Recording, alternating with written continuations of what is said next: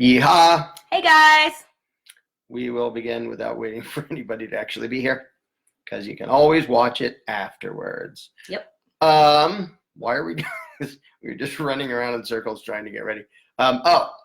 Yeah, because I have emphasized before about how different methods work different in getting through to Statists and getting them to think about things and getting them to question things. But a thing I really haven't pointed out, which is pretty damn important, and which I decided we should do a Facebook Live about, is how fun it is for the voluntarist. Because if your experience is to be annoyed and frustrated and feel like the other person is an idiot or obnoxious or something else, you're not going to want to talk to Statists. That's a lot of people's experience, too. That's everybody's experience. Almost everybody's, because when I did that poll a little while back and I asked people, anarchists on Facebook, like, how much are you doing now compared to what you used to do? And a lot of people, and I talked about this in a different video, a lot of people were like, oh, I just gave up on doing almost none. And I used to do more, and now it's just too frustrating and it's obnoxious and annoying. And so obviously, if you do something that's not at all fulfilling and it's frustrating and you think it's not doing any good, you're not going to keep doing it. Sorry to state the bleeding obvious. But Gee, is that why everyone says, well, I used to try to spread the message. Yeah. But I realized people are just too dumb and it's hopeless. So not going to get it. If you've ever felt that way, Candles in the Dark is for you. Yeah, and so a stupid thing I should have pointed out ages ago and should have been emphasizing the whole time is it's way more fun to do this method once you learn it, because there isn't, first of all, there isn't the stress and the condemnation and the people flipping out at you and some of us like debating, but that's still sort of an effort and it can still be sort of draining Right. because you're in combat with somebody else. It's not the same as just having a friendly chat with somebody. And it's totally easy to have a friendly chat, including with a complete statist, including if he's a complete stranger. And we've seen that live when we do the Candles in the Dark events. We bring people in and they're perfectly relaxed. Now, it's going to be a little bit uncomfortable for the person you're talking to, because they're going to have to question their own paradigms and stuff. But if they don't see you as the threat, then you aren't the source of the stress. You're not the thing for them to be mad at. You're not the thing for them to, feel stress about and all that. You're just somebody they're talking to, and somebody who's asking questions because you're somebody who's interested in what they actually believe and what they condone. And that's key. A lot of it is approach, because they have to be able to detect in your energy that you actually give a shit about what they think. You can't be in the mode of, I want to preach to hear myself talk because I know I'm smart and I know that I know, all the facts, and I see through this bull crap and I understand the philosophy and the terms. If you're thinking that way, then in this case, in this approach, then you're not going to get anywhere, because this whole approach is about avoiding the whole versus, the whole combat thing, that argumentativeness and debate sets off. And not only does that make it miserable for the person you're talking to, it makes it miserable for you. Like, if you're it's actually fun. It's genuinely fun to talk to Statists when you use this method, because you get to watch them go through the process, and you get no threat, you get no combat from them, you get none of that, and you get to see what it's like to actually help somebody shake their bogus paradigms without you being, like, while you're still on their same side, while you're on their side with them, and they know it and you know it, and the discussions are just so much more fun. No, I'm not nearly going to try to keep up with the comments. You don't have to. I'm going to just look at them for fun while you're babbling for a second. Well, I'm just going to, if there's anything that, seems like I should respond to it right away, just accidentally click a button. No. But it really is, and it's, that's a world of different, and having argued with a gazillion Statists for the past 23 years myself, like, I can say the vast majority of those were stressful and combative and stuff, and now it's just fun when I do. I mean, I still like doing debates where it is just totally combat, and that's what I do in public. But doing the candles in the dark method in private is actually. If I click on that, will it kill the main live Yes, thing? you'll probably make If you the world blow up. So this doesn't let you like comment. No, so just so you guys know, if you're commenting, we can't like. That's why we can't both do live on this and reply that's to your why I comments. never bother to look at comments until later. Later I'll We'll go do through that. the comments Okay. because it's just for those who are new to these lives. It's a disaster and things jump around, so forget it.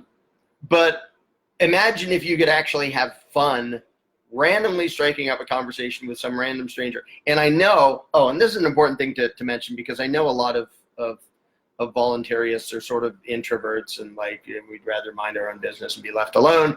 And so we sort of, I say we because I'm definitely in this category, by default I don't want to talk to other people. When I go shopping, I don't just start up conversations with random people. I'm like, leave me alone, I want to do my thing and get out of here. So a lot of us already have the tendency to not want to talk to people. And if you expect it to be combative, then you have a huge tendency to not bring it up.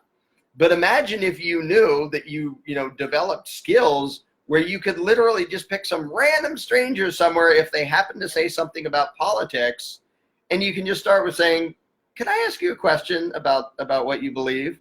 And just start in just there, anywhere. If they've said anything about politics, and start off doing something that's totally fun and gentle and non-combative and is actually entertaining and enjoyable for you. Because mostly, the introverts, they usually, if there's something important to talk about or interesting, then they don't mind talking. It's mostly just stupid small talk that, I can't stand. And it's most like introverts, 90% of libertarians and anarchists, though. Yeah, small talk like, and don't do social. Like, it's funny because now all these events are happening and it's all the introverts showing up to them. Yeah. So we're sort of forcing ourselves to be extroverted because now you have all these big libertarian, anarchist, voluntarist conferences going on all over the world. Right.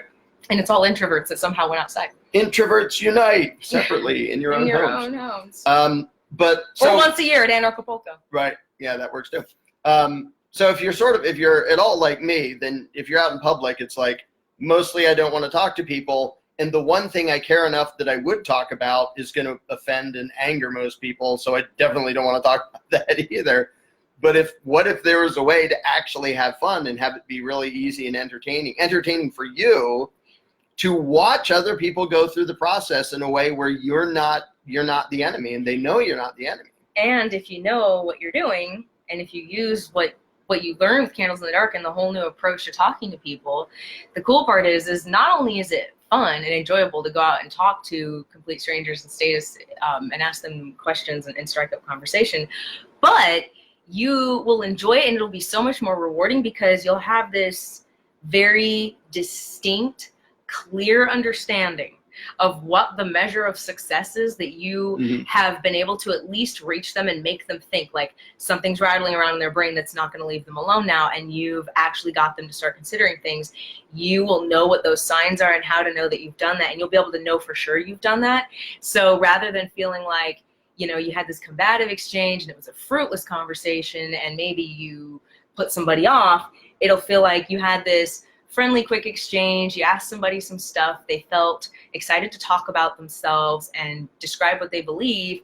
And you know for a fact, because you know what to look for, the signs, and you also know what questions to ask, that you did something to tug on the sweater of statism, that thread that's going to unravel the whole sweater and undo that thing in their mind, that authoritarian stuff. You'll know for a fact, I asked the right questions, that they're going to walk away from this conversation changed forever. Even if right away they're not an anarchist, they're going to walk away unable to run from this conversation in their head. And they still have to think about it and process it. And you'll know they're thinking about it. And a thing we're going to do, now, some of these we'll post just publicly on YouTube and stuff, but a bunch of them will actually have as an added thing on the Candles in the Dark, the online version, where we post these things, which is Amanda and I are going to do man in the street versions of this, little 5-minute chunks with just random people we meet. I'm so excited about this. And it's going to be so fun. And we've already basically done the equivalent of that at the end of every,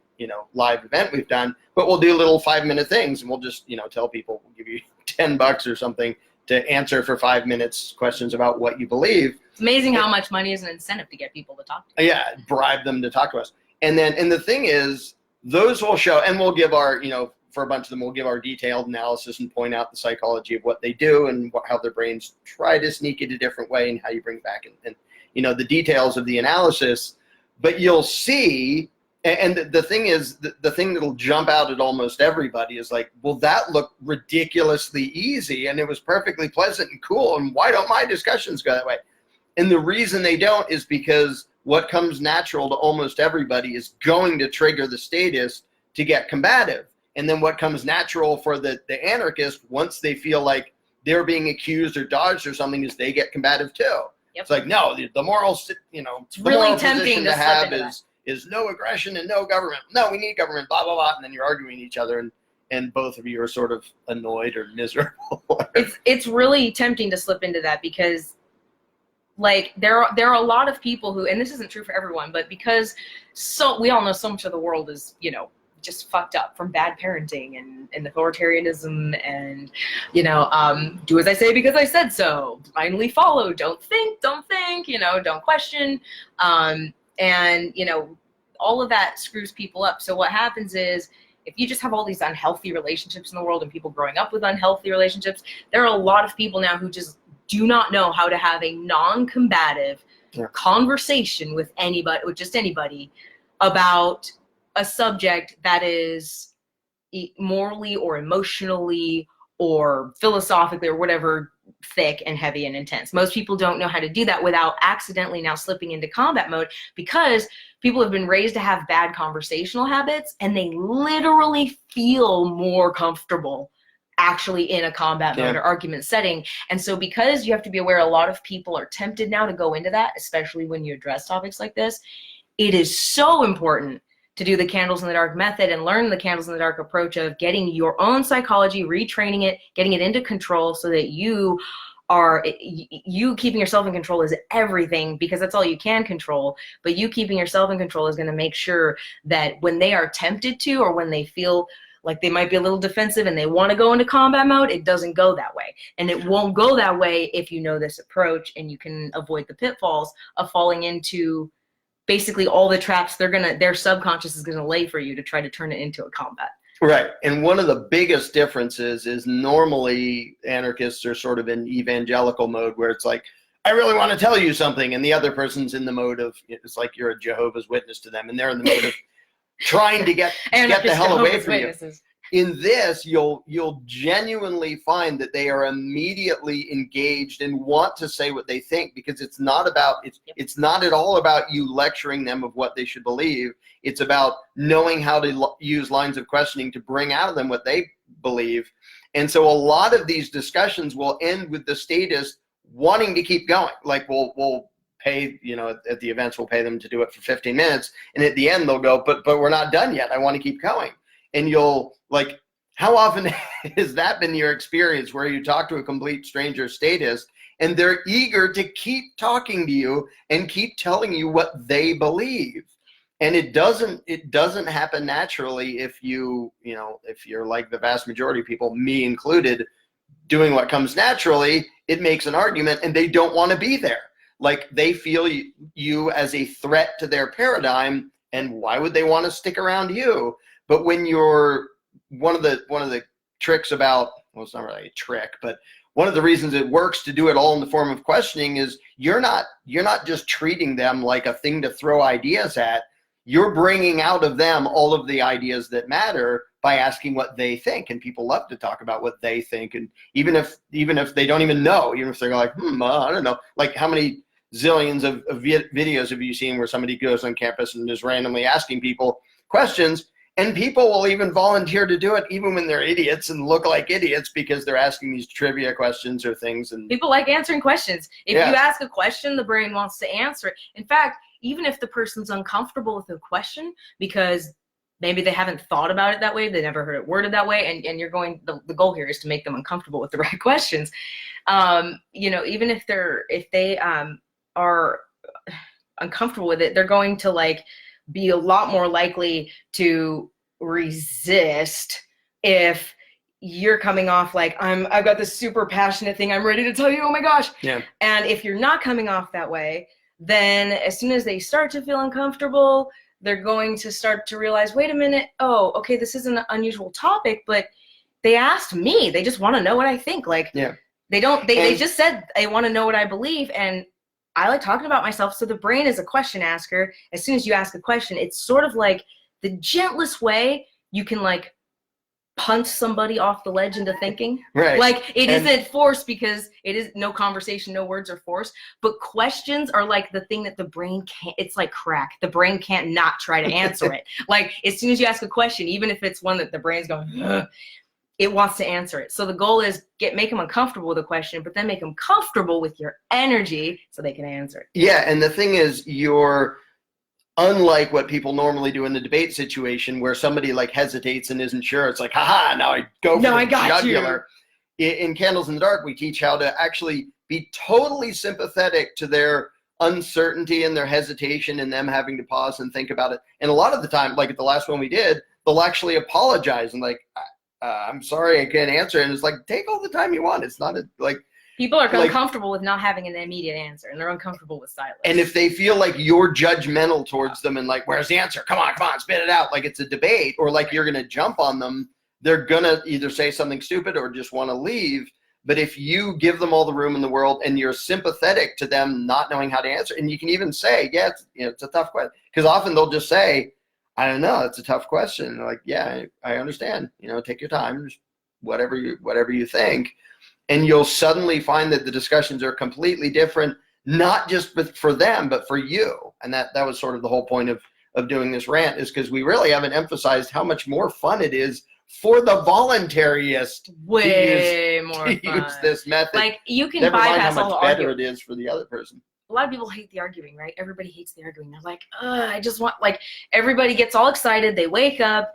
They're passionate about freedom. They see through the lie of authority. And what's the first thing you want to do? You want to tell everybody so that, like, they're on the same page. And your excitement is like a smack in the face to them. And then it's a smack in the face to you when they're not at all excited about hearing what you have to say. And they're not receptive. And because waking up to this, like I said, because waking up to any profound truth that you were blind to before is what I call a conversion experience. If you were blind to something and you understand something before that you didn't, but it's irrefutable, it's a truth you can't get around, and you didn't see it before, what happens is your brain has such a conversion experience. It's like what happens is the brain can't imagine what it was like to some degree to think how you did before. It's like waking up. You can't really go back into the dark. Well, because of that, we have a hard time relating to statists once we're out of it. We have to really put ourselves back into that fog a little bit and remember, yeah, I used to be there. I used to really struggle with this. And when we do that, it helps us change our approach. Because remember, we're just talking to a former us. There's no reason to make this a combat. We're just asking questions. And you can't, one of the main things to understand is you can't short circuit the process they have to go through. Like you go through your process to finally understand this. You can't just take somebody and yank them from there and stick them here. Their brain has to do the processing, and so often we want to like push them through it, like hurry up and process it and get to the conclusion. Get to my punchline. Agree with me. And that's not how it works. You have to invite them through, and you have to give them the time and space to go through the stupid, uncomfortable process of figuring things out for themselves. Like you can help along the way and give them ideas and ask the right questions, but you have to understand that because it's a shift in how they see reality, you need to let them do that. And it's, we can end on this because you have to go somewhere and I have to do something, but it's sort of, it should be obvious to anarchists, but it's a thing we mentioned in the seminar. You do not and should not have the ability to force somebody to believe what you want them to believe.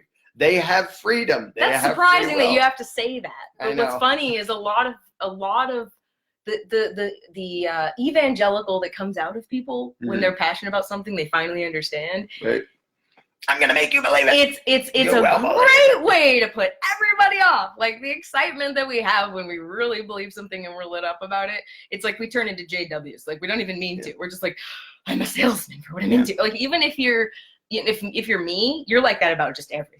Like that's what nerds are. Like I fall in love with snakes and tarantulas and other reptiles, and then I nerd out about them, and I'm that person that I'll be obnoxious about that with somebody. I can just go forever. And so knowing that about yourself, going through the candles in the dark approach and realizing you can back off of that with, you don't have to give them Austrian economics, the history of the governments and of the world and what they've done, the history of the US education system. You don't have to give them any of that. Yeah. You don't have to touch that stuff. You bypass all the arguments, all the history, even all the philosophy stuff, and you can get right to the crux of the moral principle. And you understand that as much as we use this terminology, you can't deprogram anybody. Nope. Only they can deprogram themselves. Yep. You can give them the opportunity to do it and then let them do it. And if you do it this way, it'll be way more comfortable and fun for them and way more comfortable and fun for you doing it. And so that's something that should have been emphasizing this whole time, but it just occurred to me. It's so much more fun for the anarchist when you're using these methods, because all of the stress and the screaming and the people being stupid and reactionary and going full fascist, it just disappears when you do it right. And it does take a little bit of time and effort to actually learn the methods and not like slip into what you would naturally do and cause an argument. But once you do it, it's so ridiculously easy and so much more fun. I like that it made it so that I could refocus on the thing that I knew was going to unravel statism the fastest, which is just arming people with how to do what we're doing and then going out and doing this on everybody and asking these questions. And I thought, wow, like that takes the pressure off. We build up so much pressure on ourselves to think, well, we have to like wake up the whole world to like all these facts and information, and we have to wake them up to, you know, the government poisoning our foods and what corporations are doing and the Rothschilds and the education system and all these other theories we have. And you don't have to do any of that. Like, it takes all the pressure off that. And what's great is that stuff can still be something we share and like educate people on. And that's cool, but that gets to be like the extras that we bring in and we just share that with the world, and they can take it or leave it if they want it, and they can learn if they want it, and they'll probably want to after they start to wake up. Yeah. But you don't have to go through any of those methods. You don't have to convince them X happened. You don't have to talk about current events and politics and political parties. This bypasses all of that, and it totally unravels the sweater of statism. And it can do it in a way that's actually fun. Yes. So if you want to have fun talking to statists and spreading freedom in an effective way and fixing the world, if you want to have fun fixing the world, it's a fun way to put it. Go do the candles in the dark stuff. Yeah. Yeehaw. See y'all later. Friends. Have a good night. Bye. Bye.